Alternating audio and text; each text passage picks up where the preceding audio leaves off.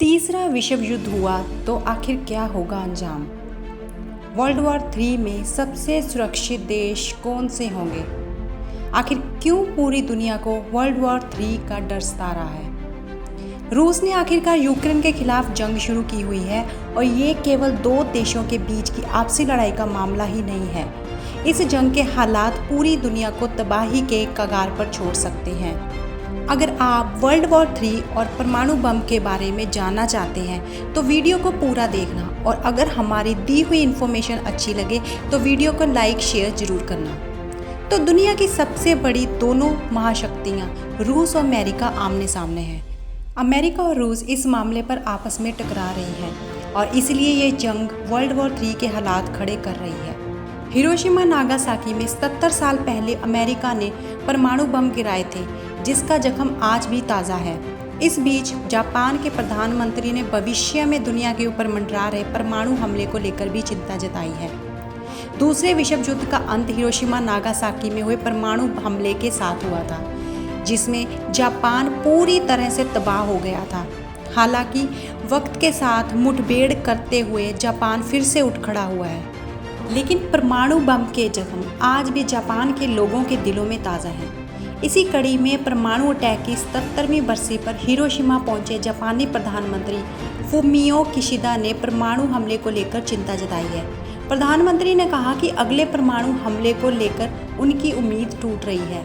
अगर दुनिया में परमाणु बम रखने वाले देशों की संख्या की बात की जाए तो उनकी संख्या 8 है। इन देशों के पास करीब 13,000 परमाणु बम हैं। ये संख्या इतनी बड़ी है कि दुनिया को एक बार नहीं बल्कि कई बार ख़त्म किया जा सकता है। सबसे ज़्यादा करीब 6,800 परमाणु बम रूस के पास हैं। उसके बाद अमेरिका का नंबर है। ऐसे में दुनिया के सामने सवाल है कि अगर कभी देशों में न्यूक्लियर हथियारों से जंग शुरू हुई तो वो कौन सी जगह होंगी जहां पर लोग जाकर अपनी जान बचा सकते हैं। आज हम ऐसी ही कंट्रीज़ के बारे में आपको इस वीडियो में बताएंगे। यूक्रेन पर रूसी हमलों के 6 महीने पूरे हो गए हैं और अभी भी दोनों ही देशों के बीच भीषण युद्ध जारी है।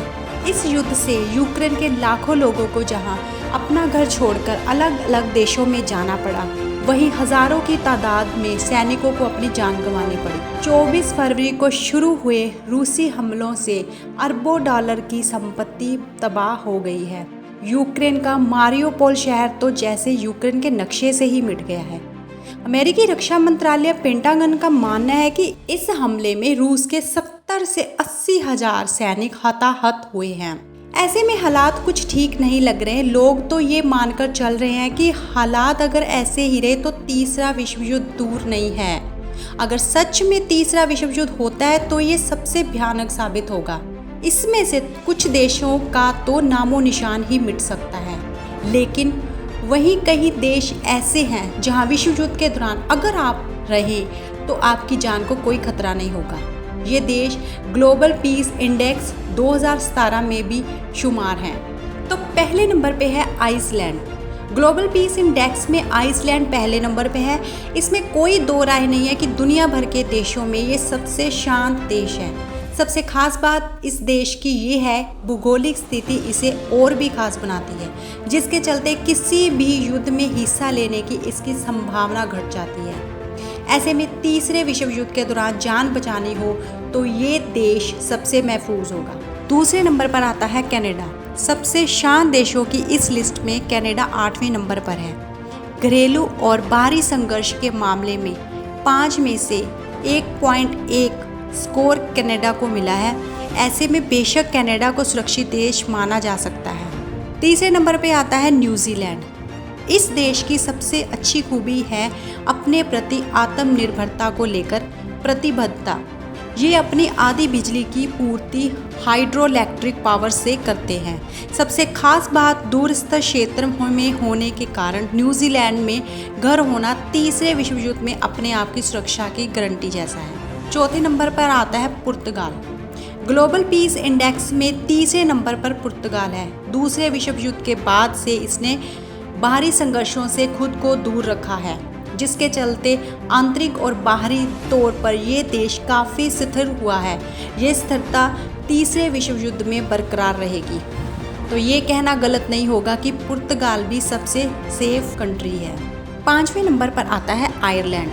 सैन्य तटस्थ अभ्यास के मामले में आयरलैंड अव्वल है। साल 1930 में ये अंतर्राष्ट्रीय स्तर पर है। अगर तीसरा विश्व युद्ध होता है तो भी उम्मीद की जा सकती है कि आयरलैंड बिल्कुल सेफ रहेगा। अब बात करते हैं नंबर 6 की, जो है स्विट्ज़रलैंड। सेना के मामले में स्विट्ज़रलैंड का इतिहास बहुत पुराना है।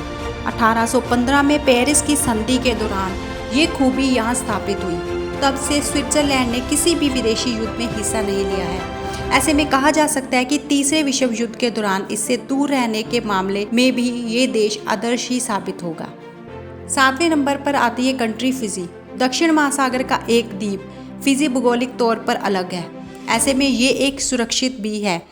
बाहरी संघर्ष से ये बाहर ही रहता है, इसीलिए तीसरे विश्व युद्ध में भी यहाँ के लोगों पर कोई खतरा नहीं होगा। 8वें नंबर पर है डेनमार्क। वैसे तो डेनमार्क भी सुरक्षित देश में ही शुमार है और अलग है, लेकिन उत्तरी अटलांटिक संधि संगठन में अपनी स्थिति के लिए इसे युद्ध में खींचा जा सकता है। काफ़ी हद तक ये ट्रम्प कार्ड होगा, लेकिन ये सिर्फ संभावना ही है।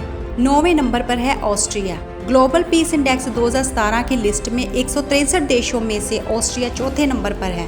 अगर इतना सुनकर भी आपको यकीन नहीं हो रहा तो बता दें कि संघर्ष, सैन्यकरण, समाज और सुरक्षा के क्षेत्रों में ये 5 में से 1.5 से भी नीचे है। अब शायद यकीन किया जा सकता है कि तीसरे विश्व युद्ध में ये सुरक्षित देशों में शुमार है। अब बात करते हैं कि अगर परमाणु युद्ध होगा तो फिर क्या होगा।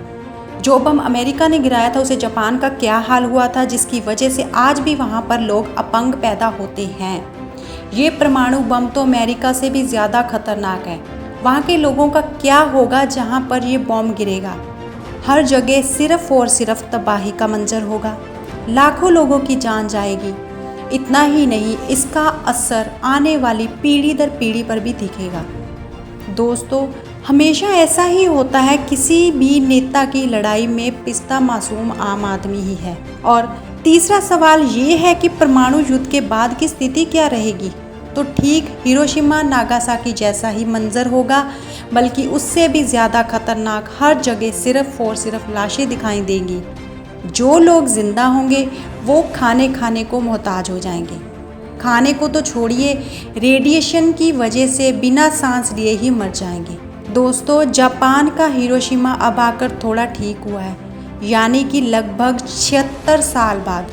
तो सोचिए यूक्रेन को कितना टाइम लग जाएगा अगर वहाँ पर परमाणु बम गिरता है। जहाँ एक तरफ पूरी दुनिया आसमान को छुएगी, यूक्रेन को शुरू से सारी चीज़ें शुरू करनी पड़ेंगी।